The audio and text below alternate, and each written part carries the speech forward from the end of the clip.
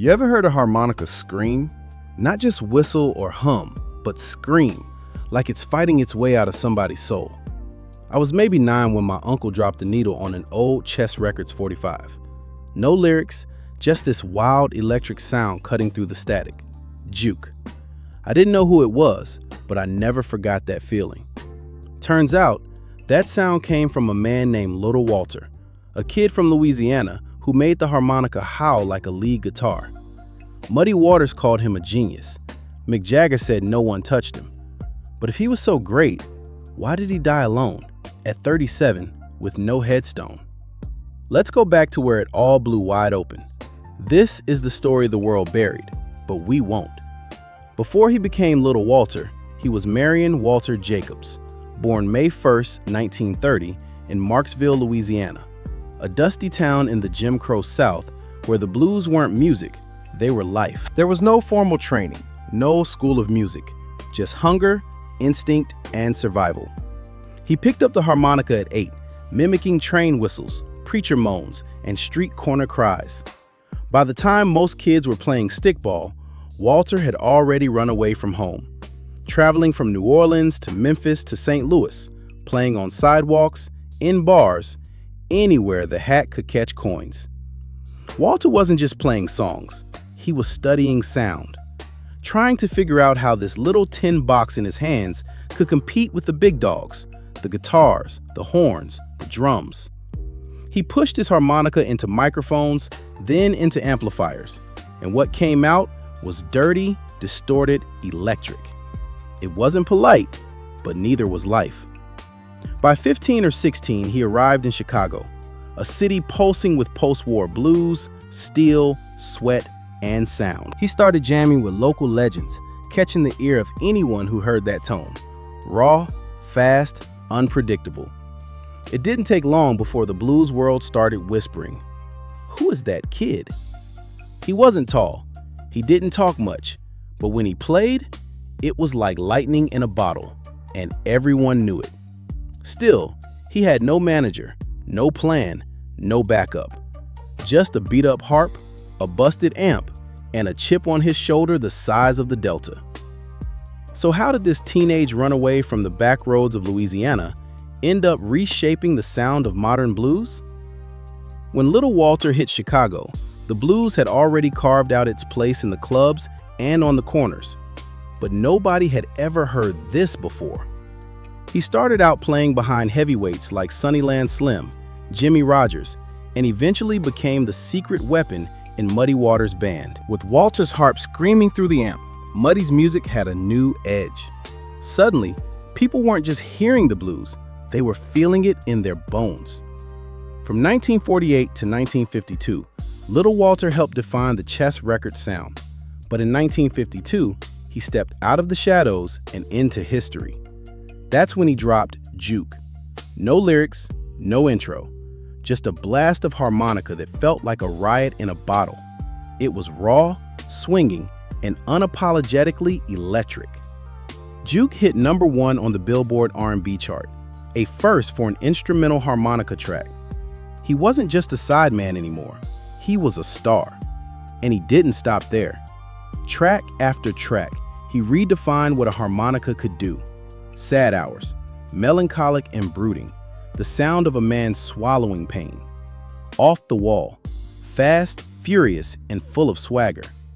Blues with a feeling, a masterclass in restraint and soul. My Babe, his biggest vocal hit, written by Willie Dixon, flipping the gospel tune, This Train, into a blues anthem. Walter wasn't just playing songs, he was preaching emotion through reeds and breath. On stage, he became something else, possessed, intense, sometimes uncontrollable. People said he played so hard, his lips would bleed, his hands would shake, but he'd keep going. That's how he lived, bleeding for the sound. Behind the mic, he invented a whole new language.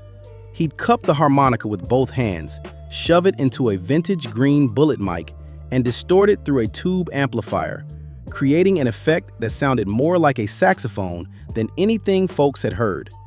Guitar players took notes. Even sax guys had to admit, Walter was different. And that tone, that gritty, horn-like bark, it became the template for electric blues harmonica for decades. He didn't just push boundaries, he erased them. But genius has a price. Walter was notoriously difficult, restless, wild, and proud. He missed rehearsals, he challenged bandmates, he'd vanish mid-tour, show up drunk, or pick fights in the parking lot. And yet, when he blew into that harp, all was forgiven. No one could touch him. By the mid-1950s, he had racked up 14 top 10 R&B hits under his own name. He toured relentlessly. His records were flying off shelves. But the industry was changing.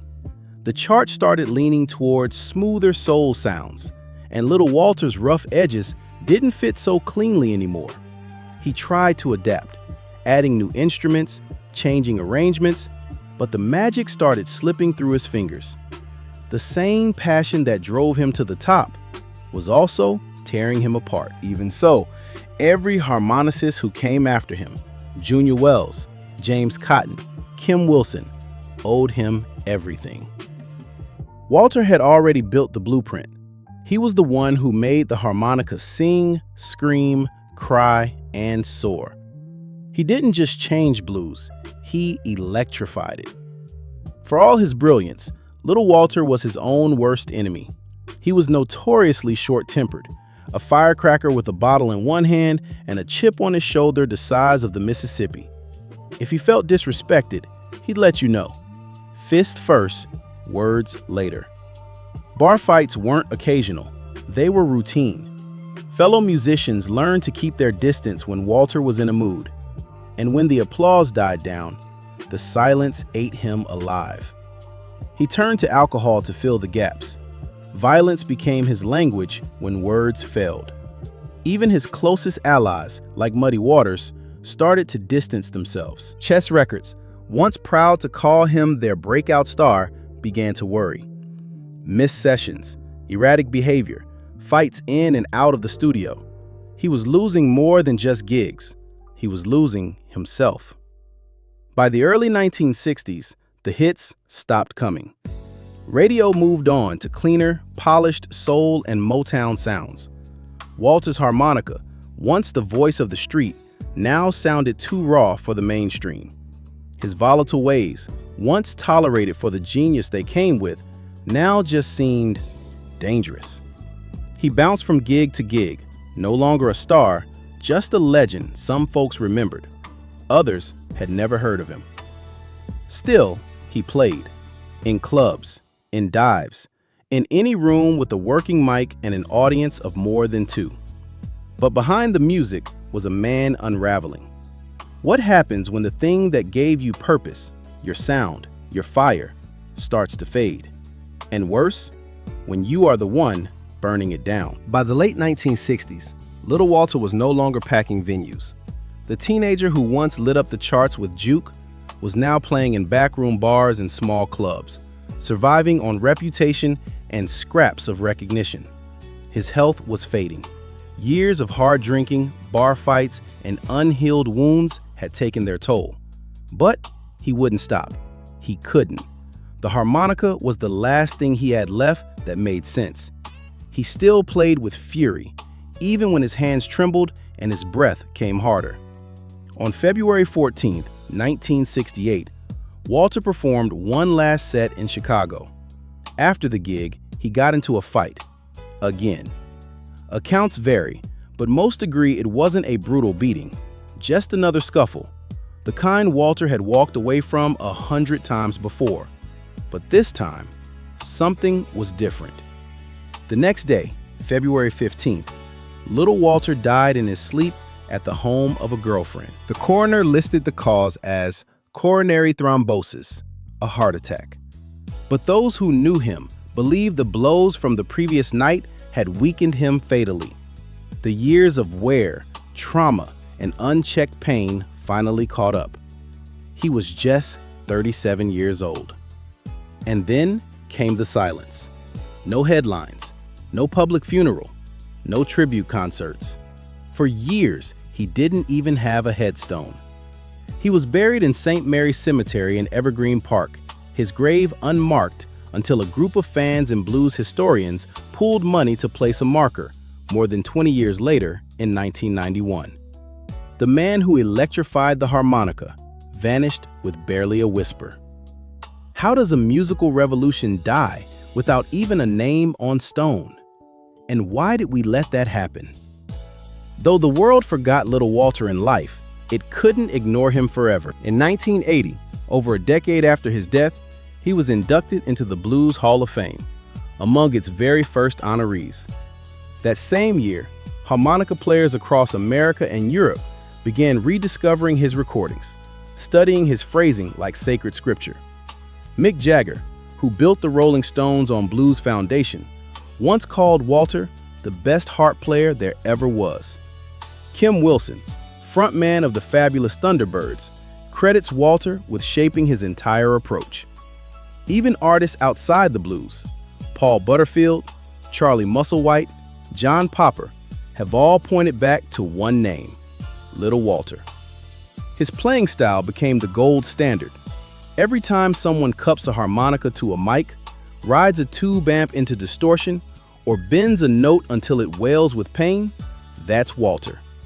His fingerprints are all over modern rock, soul, and blues. In 2008, the Rock and Roll Hall of Fame finally added his name, the only harmonica player ever inducted as a solo artist. It was long overdue, but maybe, just maybe, the music knew all along. His recordings still play. His solos still shock. His tone still stuns. You don't need to see his face to know. That's Little Walter. He didn't just change blues harmonica. He rebuilt it from the breath up. Little Walter lived fast, burned hot, and left this world too soon. He wasn't polished. He wasn't gentle. But he was true. In every slurred note, every distorted wail, he gave us his soul, raw, bleeding, defiant. He didn't play harmonica. He battled it. And in doing so, he changed music forever. He died at just 37, buried with no marker, remembered by too few. But listen closely, and he's still here. In the grit of a blues bar, in the solo that cuts deeper than words, in the hands of every player brave enough to chase his fire. Little Walter didn't ask for sympathy. He demanded respect. And now, decades later, the world is finally starting to catch up. Rest in power, Walter Jacobs. The blues still breathe because you made them shout.